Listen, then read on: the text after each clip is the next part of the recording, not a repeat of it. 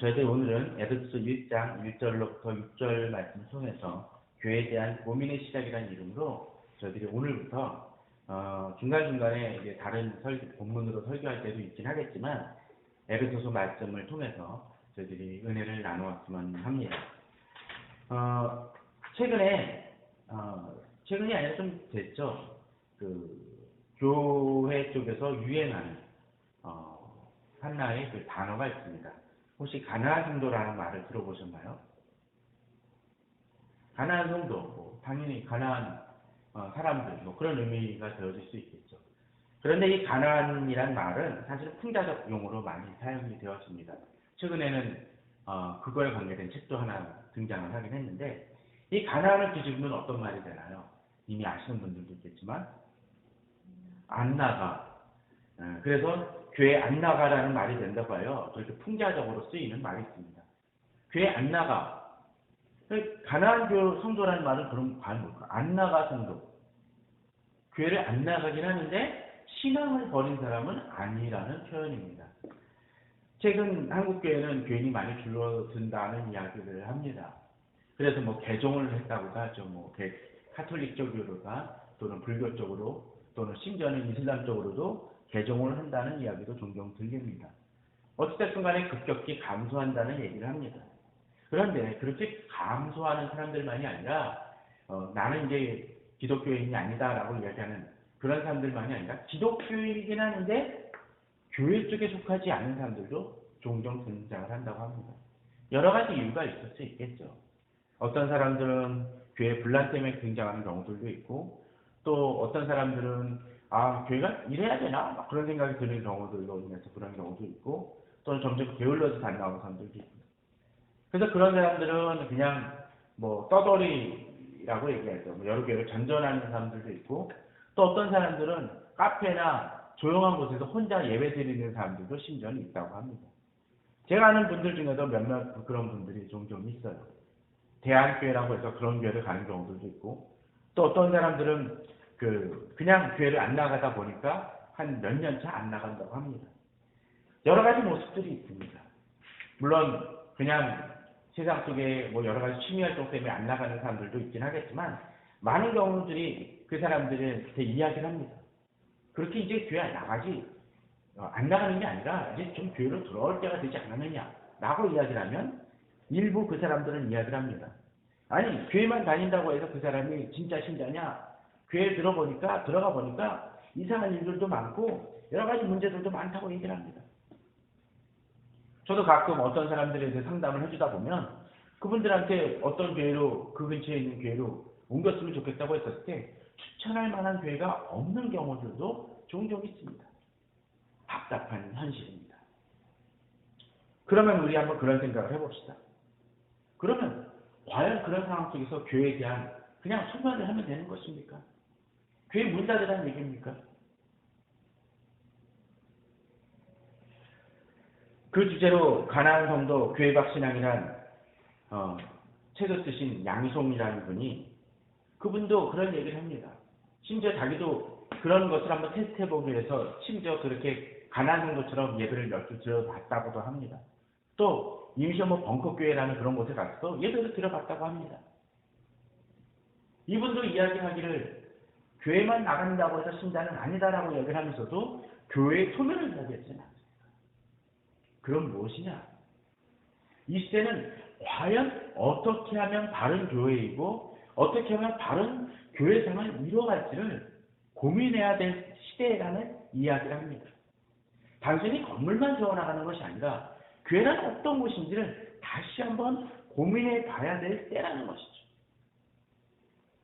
그래서 저도 이러한 고민들을 같이 고민하면서 찾아보기 위해서 사실은 이 에베소서를 다루고자 합니다. 그럼 왜 하필 에베소서요? 에베소서는 많은 분들이 그런 얘기를 합니다. 교회론에 대해서, 교회는 어떤 곳이냐에 대해서 잘 담고 있는 그 성경이 바로 이 에베소서라고 이야기합니다. 사실 이 에베소서는 많은 사람들이 쉽게 이렇게 설교하는 분들도 많지만 결코 만만한 성경은 사실은 아닙니다.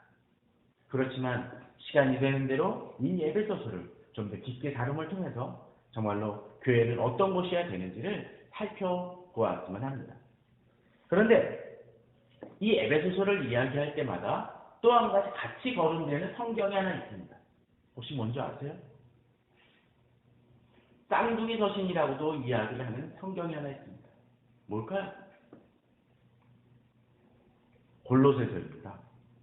이 골로새서는 여러 성경을 이 에베소서와 골로새서를 비교해 보면 비슷한 구절들이 참 많이 반복이 되어집니다. 그래서 에베소서에서 잘 이해 안 되는 부분을 골로새서에서 그 연관된 구절을 찾아서 보면 이해가 되기도 하고, 또 골로새서에 해당되는 부분을 에베소서 연관을 보기도 합니다. 그러나 그럼에도 불구하고 에베소서와 골로새서는 그 포인트가 좀 다른 면이 있습니다. 에베소서가 교회에 대한 그 중점을 두고 다뤄진다면 골로새서는 뭘 가지고 중점을 두고 다루는지 아십니까? 바로 기독론이라고 얘기를 하죠. 바로 예수 그리스도에 대한 중심에 대한 사상을 담고 있습니다.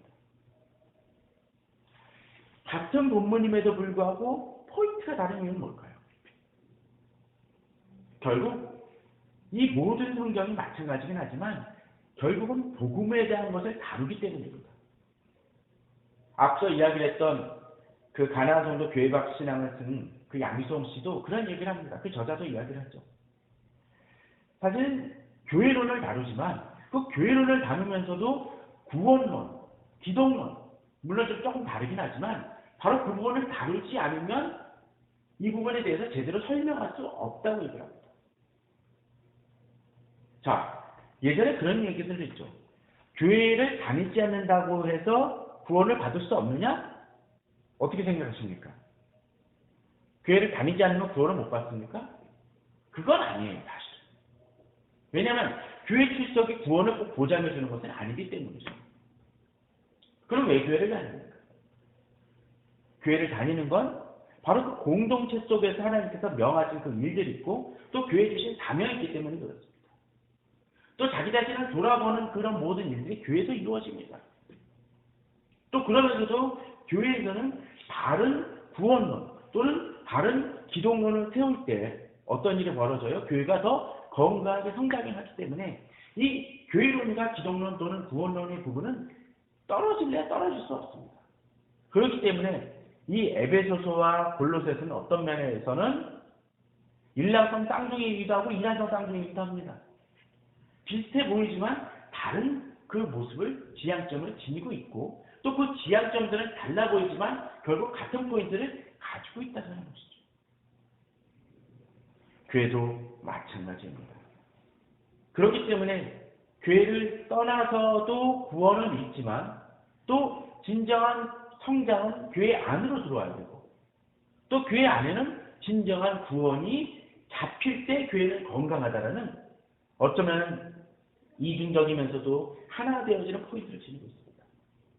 그렇기 때문에 저희들은 이 에베소서 그 교회론을 통해서 바로 그러한 부분을 돌아보는 바랍니다. 현대 교회는 바로 그런 문제가 있습니다. 교회에 대한 많은 것들을 이야기하면 건물도 세우고 많은 프로그램과 그걸 하지만 정작 핵심을 둬야 될, 중심을 둬야 될 그 부분들을 잊어버리기 때문에 많은 문제점들이 발생하고 있다는 것이죠. 이미 아시죠? 엊그저께 저희 집에 고양이가 가출을 했었습니다. 그렇습니다. 가출을 했는데 돌아오질 못했어요. 그래요. 그런데 그 고양이가 어찌었습니까? 나가면 좋다고 생각을 하고선 문만 열면 휑하고 나가는 일들을 참 많이 했었는데 정작 문만 닫히면 박박 긁습니다. 그런데 깜빡 잊었어요. 그러다 보니까 얘가 어떡합니까? 방황을 하다 보니까 들어갈 수 없으니까 자기 나름의 안식처를 찾아서 숨어버렸습니다. 고양이 특성이 그렇다 그래요. 조금만 불안하면 어디론가 들어가 버립니다.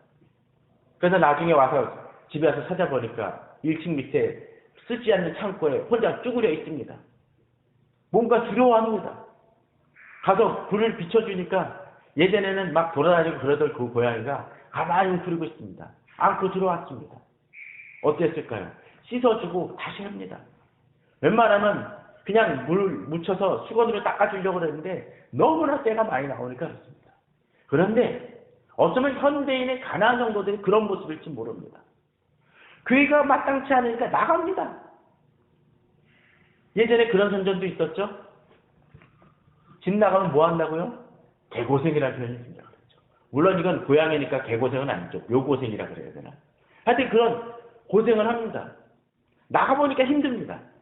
그런데 현대인들도 어쩌면 그런 모습을 갖고 있는지 모릅니다. 아니, 나가신 분들을, 방황하는 분들을 폄하하는 게 아닙니다.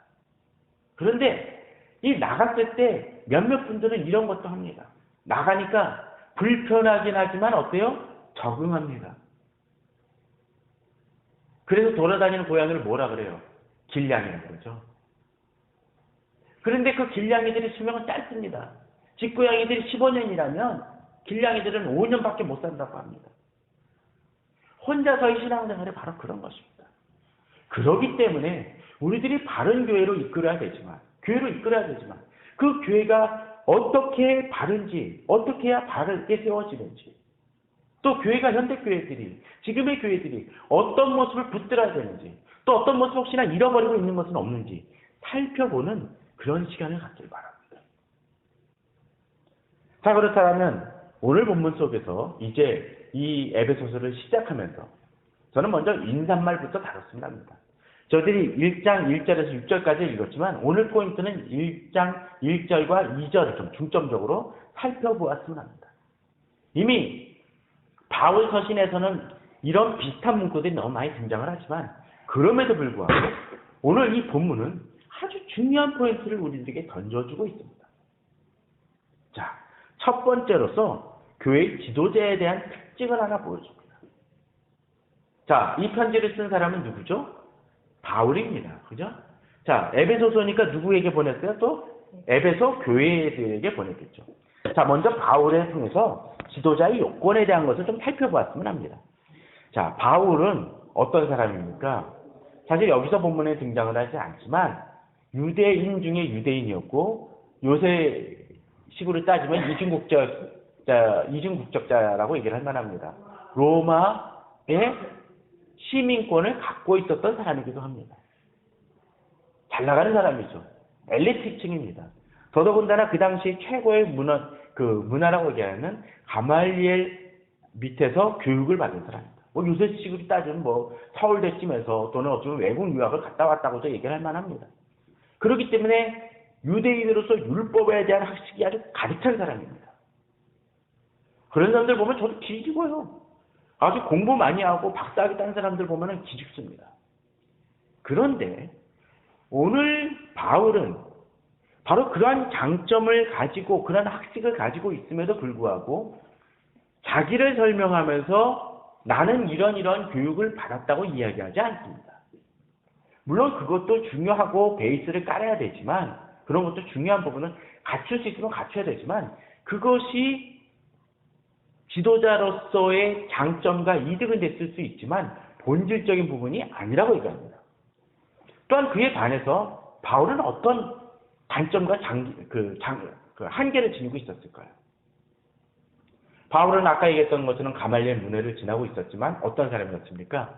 사도행전 초반에 보면 유대인들을 핍박했던 사람이죠. 심지어는 교회를 흩기 위해서 그 권리를 받고 사명을 받고 움직였던 사람입니다. 그 전에 또 어떻게 했나요? 스데반이 죽을 때 그것을 지켜보며 옷을 맡았던 사람이고 죽는 게 당연하다고 생각했던 사람입니다. 요새식으로 따지면 뭘까요? 교회를 핍박했던 전력이 있었던 사람이고 조금 더 틀어 얘기를 한다면 이단 전력을 가졌다고 얘기할 수 있는 사람일 수도 있습니다. 물론 유대교가 이단은 그 당시는 아니었긴 했지만 요새식으로 좀 표현하잖아요. 만일 제가 그런 전력을 갖고 있다면 이 설교단에서 얘기할 때 아마 계속적으로 스캔들이나 계속적으로 가십거리를 던지는 사람들이 있을 거예요. 저 사람은 저런 모습을 지니고 있어요. 심지어는 질병이 있었다고도 얘기를 합니다. 어떤 사람은 안질이라고 얘기도 하고 어떤 사람은 간질병이 있었다고도 얘기를 하고 어떤 사람은 꼽혔다는 얘기도 합니다. 정확히 모릅니다. 어찌됐든 간에 설교할 때 뭔가 하자가 있었던 것 같습니다. 보기에 불편했던 것 같아요. 또 한 가지 어떤 모습이 있었습니까? 사도행전에 보면 그는 글에 대해서는 잘 썼을지 모르지만 언변에 있어서는 좀 어눌했던 면들이 있었던 것 같아요. 가끔 설교자들 중에서 책은 멋있는데 막상 설교를 딱 들어보면 아주 좀 뭔가 오글을 하는 모습들이 들 때가 있습니다. 목소리가 너무나 죄송합니다. 여성을 폄하하는 게 아니라 성경의 메시지는 강력한데, 설교의 메시지 강력한데 목소리를 듣다 보면 아주 가늘어서 여성적인 목소리를 지닌 분들도 있고, 목소리가 발음이 정확하지 않아서 제대로 들리지 않는 사람들도 있습니다. 근데 그 발음법이 아주 어눌하다고 치면 어떻게 하겠습니까? 설교 들어도 은혜가 안 될 수도 있습니다. 바울은 좀 그런 요소들이 있었던 것 같아요. 이건 단점이죠. 그런데 그런 장단점을 다 내려놓고 바울이 여기에서 제일 언급하는 게 뭡니까? 바울을 수식하는 게 뭐죠? 오늘 본문을 보게 되면 말미암아. 뭐요? 학식? 아닙니다. 언변? 아닙니다. 뭐요? 하나님의 뜻으로 말미암았다고 되어 있습니다. 공동체에서 세운 거요? 아닙니다. 저는 목사 이렇게 안수를 받고 그것들이 나쁘다는 것이 아니라 궁극적으로 우리들이 다뤄야 될 건 뭐요? 하나님의 뜻으로 말미암아 세워진 지도자라는 것입니다. 이것이 정말 중요한 부분 중에 하나입니다. 진정한 하나님의 지도자들은 자기가 세우는 것이 아닙니다. 하나님이 세워주시는 것이죠. 교회가 분란이 있는 요소들이 뭐겠습니까? 자기 자신을 자기가 증명하려고 해요. 그러니까 문제가 됩니다. 또 본문은 거기서 멈추지 않습니다. 뜻으로 말미암아 뭐가 됐다고요? 그리스도 예수의 사도 됐다고 되어 있습니다. 자기가 주체가 아니에요. 예수 그리스도를 높이는 사람입니다. 사도라는 것은 전하는 사람입니다. 대사입니다. 뭐요? 진정한 지도자는 예수 그리스도를 증거하고 높이는 사람입니다. 교회가 예수 그리스도가 아니라 오히려 그 교회 지체가 높아지거나 또는 자체가 높아지거나 또는 지도자가 높아지는 교회에 있다라면 건강한 교회가 아니죠. 지도자는 교회를 교회답게 세워나가는 것이고 예수 그리스도가 중심된 교회를 세워나가는 사람들입니다. 또한 공동체는 어떠해야 될까요? 자, 이 편지를 받고 있는 공동체에 대한 얘기가 등장을 합니다. 1절 후반이죠. 사도 바울은, 사도된 바울은 하고 뭐라고 되어 있습니까? 에베소에 있는 성도들과 그리스도 예수 안에 있는 신실한 자들에게 편지하노니라고 되어 있습니다. 사실 이 구절은 참 많은 고민해야 될 문제가 있습니다. 평범한 문장 같아 보이지만. 자, 먼저 에베소에 있는 성도들이라는 것은 이해가 되죠. 그죠?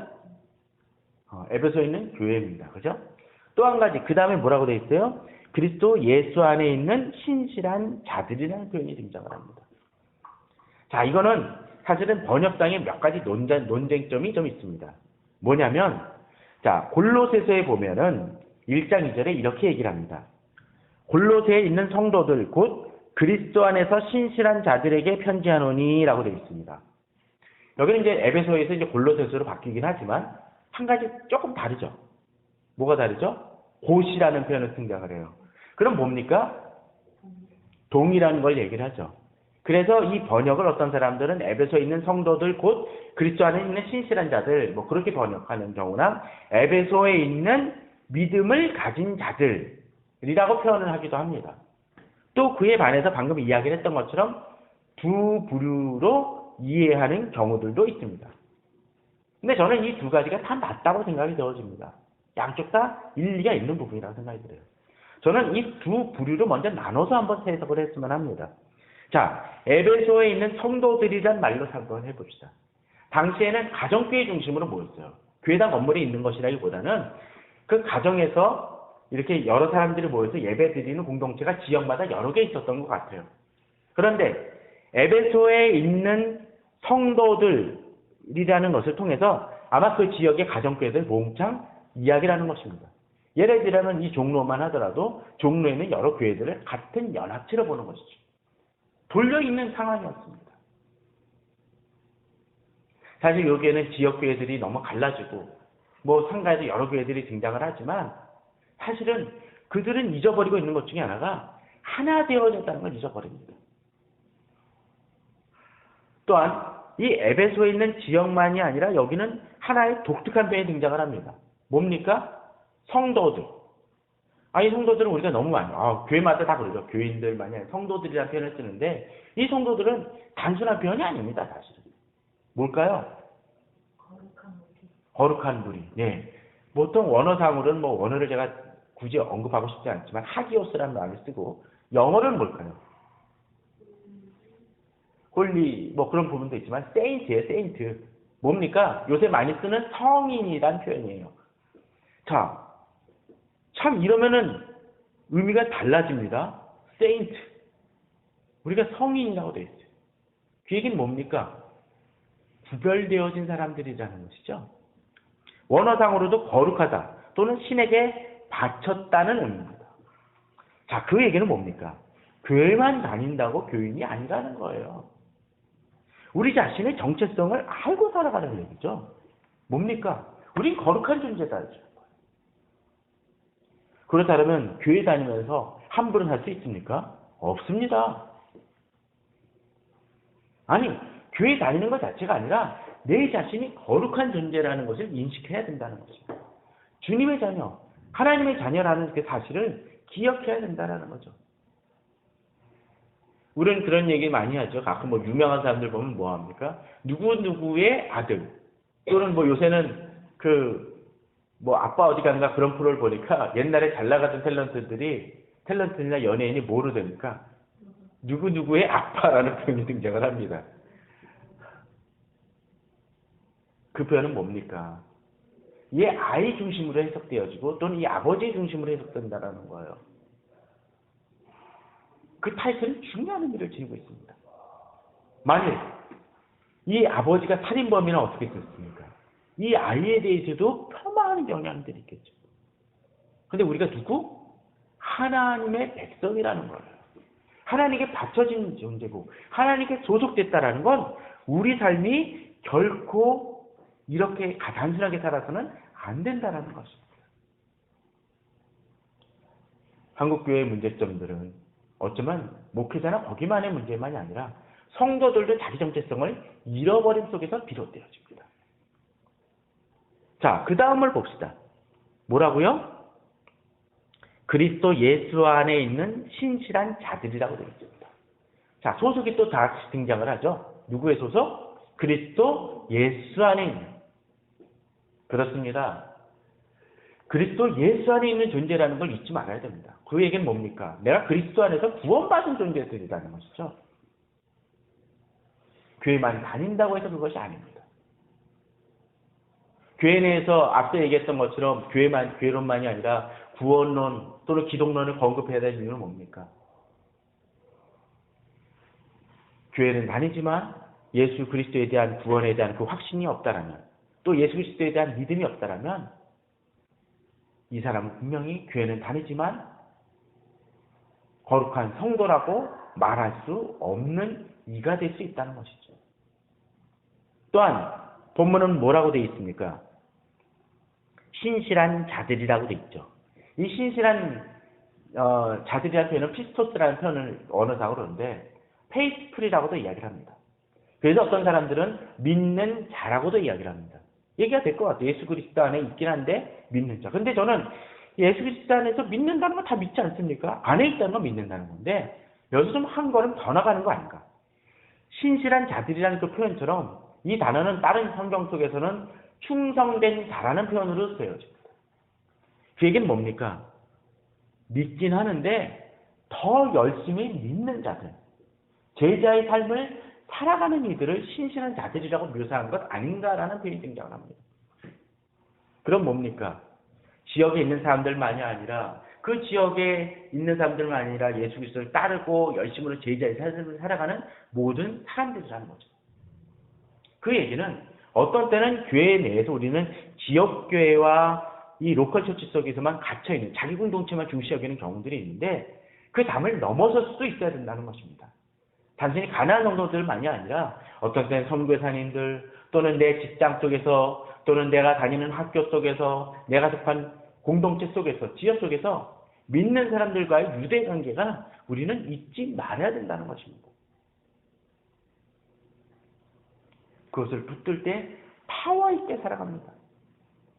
제가 최근에 그런 부분 그 동창들이나 여러 사람들을 통해서 그런 사람들을 많이 봅니다.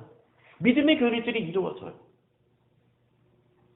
그럴 때 교인들은 파워가 있고 더욱더 능력 있는 삶을 살아가게 됩니다. 자, 그런데 이제 이러한 사람들에게 뭐 한다고요? 편지한다라고 되어 있습니다. 이 에베소서는 바로 그러한 사람들에게 편지하는 것입니다. 그런데 바울이 이러한 편지를 쓰면서 매번 강조하는 인사말이 있습니다. 바로 2절입니다. 한번 같이 읽어볼까요? 시작. 하나님 우리 아버지와 주 예수 그리스도로부터 은혜와 평강이 너에게 있을지어다. 일상적인 용어일지 모르지만 이것은 중요한 의미를 지니고 있습니다. 자, 뭐가 그들에게 있을 거라고요? 은혜와 평강입니다. 첫 번째로 은혜이고 그 다음에 평강입니다. 왜 첫 번째가 은혜일까요? 너무나 자주 쓰는 은혜라는 그 말이 있지만 이 은혜는 뭡니까? 선물이라는 얘기를 많이 합니다. 선물이라는 건 뭡니까? 대가가 있어서 대가가 있기 때문에 받는 것이 아니라는 거예요. 나의 공로가 있어서 받는 게 아니라는 거죠. 뭐요? 은혜라는 건 은혜. 거저 주어지는 것이라는 것입니다. 그렇습니다. 교회 공동체는 진정 은혜를 받는 자들입니다. 예수 그리스도를 믿었다는 것 자체가 내가 자격이 있어서 믿는 것이 아니라는 거죠. 받는 은혜가 아니라는 거죠. 구원 자체가 그렇습니다. 교회는 바로 그 사실을 깨닫는 자들입니다. 그것을 붙드는 자들입니다. 그것을 잊을 때 교회는 어려움을 겪습니다. 자기 정체성을 잃어버린다는 것이죠. 두 번째로 무엇입니까? 평강입니다. 평강. 평강이란 말은 뭡니까? 평안. 보통 이런 평안이라는 거죠. 어떤 사람들은 화평, 평화라고 얘기를 하는데 조금 차원이 다를 것 같아요. 평화고. 그러나 이 평안이라는 부분들은 사실은 그렇습니다. 하나님과 우리 사이에 사실은 죄로 인해서 적대적인 관계. 물론 이제 우리가 하나님을 대항할 수조차도 없지만 사실 깨어진 관계가 되어졌는데 예수 그리스도를 통해서 뭐가 돼요? 은혜가 임하게 되고 관계가 회복이 되어졌어요. 그러니까 어떻게 돼요? 평안이 임한 거예요. 드라마 같은 경우에 있어서 갈등이 생기면 어떤 일이 벌어집니까? 분란이 생기고 어떤 때는 미움이 생기고 그 증오가 생기게 되잖아요. 그런데 예수 그리스도의 구원을 통해서 우리가 어떻게 돼요? 그것이 해소가 된 거예요. 갈등이. 이제 어떻게 돼요? 미움의 관계가 아니라 사랑이 소통하는 관계가 되어지고 그 속에 뭐가 있습니까? 평지풍파가 아니라 이제는 하나님의 평안. 그렇기 때문에 우리가 어떤 속에 나아가서도 형통할 수가 있고 평안을 누릴 수가 있습니다. 바로 그것이 그들에게 임할지어다라고 구하는 것입니다. 바로 교회는 그것을 누릴 수 있는 곳입니다. 그런데 이제 반복되어지지만 이 은혜와 평강이 어디서 나옵니까? 주 예수 그리스도. 그 앞에는 하나님 우리 아버지입니다. 맞습니다. 교회 출발점은 바로 여기서 다시 생각합니다. 종종 교회들이 여러 가지 교회론을 이야기를 할 때 간과하는 것 중에 하나가 물론 예수 그리스도를 거론을 하긴 하지만 교회 내가 어떤 조직이라든가 단순히 교회가 무엇을 행해야 되는가 교회의 사명만 거론할 때가 많습니다. 그런데 이 교회는 궁극적으로 뭐요? 수직적인 모습들이 이루어야 됩니다. 최근에 나온 책 중에 버티컬 처치라는 게 있습니다. 뭡니까? 수직적인 관계성을 잃어버리면 우리는 교회는 아무 힘도 없을 수 있습니다. 뭡니까? 하나님께로부터 오는 힘이 없으면 아무것도 되어질 수 있는 것이 없다는 것입니다. 물론 여기서는 하나님 우리 아버지와 주 예수 그리스도라고 얘기해서 성령 하나님이 빠지긴 했지만 사실은 궁극적으로 그것이 베이스를 깔려있는 모습과 같습니다. 성령께서 이 모든 것들을 역사하십니까? 일본에 유명한 만화가 하나 있습니다. 에반게리온이라는 만화가 있습니다. 사실 이거는 그렇게 권장할 만은 아닐 수는 있는데 이 만화에 다른 로봇들 영화하고 다른 특징적인 점이 하나가 있습니다. 뭔지 아십니까? 에반게리온 자체를 모르실 수 있긴 하지만 자, 예를 들면 뭐 마징가 제트나 로버트 태권브이는 막 여러 가지 날아다니고 그러잖아요. 근데 이 에반게리온은 사실은 묘한 특징이 하나가 있습니다. 뭘까요? 옛날에 그 혹시 장난감 중에 혹시 그거 아세요? 이렇게 그 전기로 연결된 장난감? 또는 이 줄이 달려 있어서 이렇게 뭐가 하지 않으면 안 되는 그런 것들이 있어요. 에반게리온은 콘센트가 연결된 로봇입니다. 줄이 달려 있어요. 그래서 그 줄이 끊어지면 제가 정확히 기억이 나는데 7분인가 한 15분인가 밖에 전지를 못해요. 그러니까 뭘 하려면 빨리 계속 끝내야 돼. 휴지가 끊어지면. 자, 제가 왜 그런 얘기를 하냐면 사실 그리스도인이나 교회도 마찬가지입니다. 줄이 끊어졌다라는 건 결국 배터리가 달 수밖에 없다는 것이고 이것이 끊어지면 결국은 망할 수밖에 없다는 것입니다. 노트북도 한번 어떻습니까? 노트북 같은 경우도 어떡하나요? 이 전원을 빼면 배터리가 보호 모드인가 절전 모드로 넘어가는 경우가 있습니다. 그럼 어떻게 되나요? 원래 쓰던 성능보다 떨어뜨려서 그때 절전 모드로 사용되어지는 경우가 있었죠. CPU도 생각보다는 덜 돌아가는 경우들도 있습니다. 제가 왜 이런 얘기를 하냐면 현대교회가 왜 이렇게 힘이 없느냐라는 부분들은 결국 하나님 우리 아버지와 주 예수 그리스도로부터 오는 은혜와 평강을 잃어버리기 때문이라는 것입니다. 현대시대에 살아가면서 성도들이 힘이 없습니까? 어쩌면 저는 바로 그 원인 때문이라고 생각이 들어집니다. 하나님 우리 아버지로부터의 힘을 잃어버립니다. 가끔 전기들이 깜빡깜빡할 때가 뭡니까? 이유가 뭐예요? 대부분의 경우는 전기 연결이 제대로 안 이루어진 것입니다. 접촉불량이라는 것이죠. 신자들의 삶도 이런 접촉불량의 삶을 살고 있지는 않습니까? 접촉불량이면 어떻게 돼요? 힘을 발휘하지 못합니다. 나갔다 들어왔다 하면서 약해집니다. 이 시대의 성도들의 모습, 교회의 모습이 그런 모습일 수 있습니다. 그렇기 때문에 주님과의 기도가 이어져야 됩니다. 성경에 보면 쉬지 말고 기도하라고 되어 있죠? 쉬지 말고라는 얘기 뭡니까? 끊어지지 말아야 된다는 얘기예요. 쉬지 말라. 근데 사실은 이 영어 단계에 보면 컨티니어스라고 되어 있습니다. 연속성이라는 거죠. 쉬지 말고라는 얘기는 단속성의 의미를 지니고 있는 것처럼 비춰지지만 약간은 쉬지 말고라는 얘기는 엄밀하게 보면 컨티니어스라는 거예요. 물이 흐르듯이 계속 나가야 된다는 거죠. 줬다 끊었다가 아니라는 거예요. 우리 믿음이 그러할 때 파워 있게 살아갈 수가 있습니다. 오늘 저희들은 에베소서 1장 1절 2절을 통해서 너무나 자주 바울 서신이면 등장하는 인사말이지만 이 말씀을 통해서 과연 하나님의 지도자는 어떠해야 되며 공동체는 어떠해야 되며 교회가 어떤 모습을 지닐 때 파워 있는 교회가 될지를 살펴보았습니다. 저는 이어지는 계속적인 에베소서 말씀을 통해서 교회가 어떠해야 되는지 또 교회가 어떤 모습으로 나아가야 될지를 살펴보길 바랍니다. 그럼을 통해서 진정으로 이 시대에 바른 교회를 이뤄나가고 바른 교회를 꿈꿔나감을 통해서 다시 한번 이 한국 교회가 부흥의 역사를 또 그 부흥의 역사를 이루기 위해서 우리 자신이 바르게 주님 안에서 채워지는 놀라운 역사가 우리 성도님들에게 임하기를 주님의 이름으로 축원합니다. 저희들 잠시